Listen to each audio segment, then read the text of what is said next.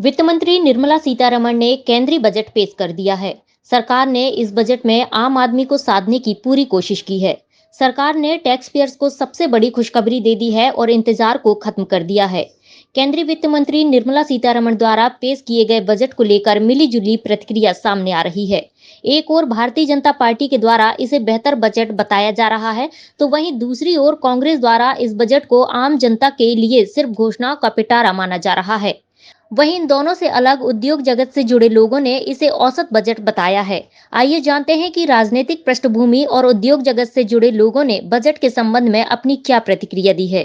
Budget एक अच्छा budget दिया है। वित्त मंत्री जी ने बहुत मेहनत करके कोशिश की है कि हर तबके को इसमें संतुष्ट करने का प्रयास किया है। पहले ऐसा होता आया था कि बहुत सारे तबके में निराशा रहती थी बजट को लेकर, लेकिन इस बजट में हकीकत में हर तबके के लिए कुछ ना कुछ किया है।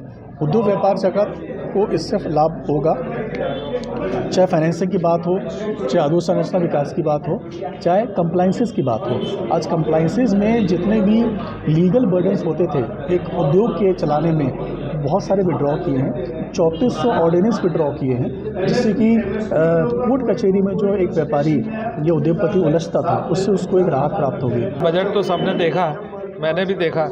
मुझे नहीं लगा कि आम आदमी के लिए, हिंदुस्तान के आम आदमी के लिए उस बजट में कुछ है। मैं पूछता हूँ युवाओं के लिए क्या है उसमें, युवाओं को डायरेक्ट उससे क्या फ़ायदा होने पड़ा जो पढ़ लिख कर घर में बैठे हुए हैं। मैं पूछना चाहता हूँ कि महंगाई के लिए क्या हुआ, कहीं से सस्ती करने की कोई बात हुई, कुछ चीज़ सस्ती हो रही क्या? नहीं। हमारी तो ट्रांसपोर्टर होने के नाते मैं ट्रांसपोर्ट के विषय में ही बात करना चाहता हूँ। हमारी पुरानी मांग थी, पूरे देश भर के ट्रांसपोर्टर की मांग है कि डीजल को जीएसटी के दायरे में लाया जाए, लेकिन इस बार भी बहुत सारे आश्वासनों के बाद भी इस बार भी हम लोग को आशा थी कि शायद इस बार डीजल जीएसटी के दायरे में आएगा और डीजल 30 से 35 रुपये सस्ता होगा।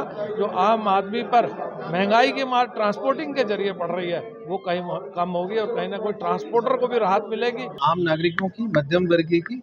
तो ये सिर्फ घोषणाओं का बजट है। घोषणाओं का इसलिए कहूँगा कि जो सरकार आज 211 लाख करोड़ के कर्ज में डूबी हुई है, जो 82% जीडीपी का है, वो विकास की अगर बातें करे तो ये बातें बड़ी अच्छी लगती है, लेकिन वास्तविक पटल पर ये कहाँ सिद्ध होते नज़र आती हैं। आप घोषणाएं इससे पहले भी हुई हैं कि हम ये अचीव करेंगे टारगेट। आज क्या वित्त मंत्री ने कहा क्या ये टारगेट अचीव किया गया है? जो पुरानी विकास दर थी उनके बारे में कुछ बात की गई? नए रोजगारों के जो पुराने इन्होंने वादे किए थे क्या वो पूर्ति हो गई है?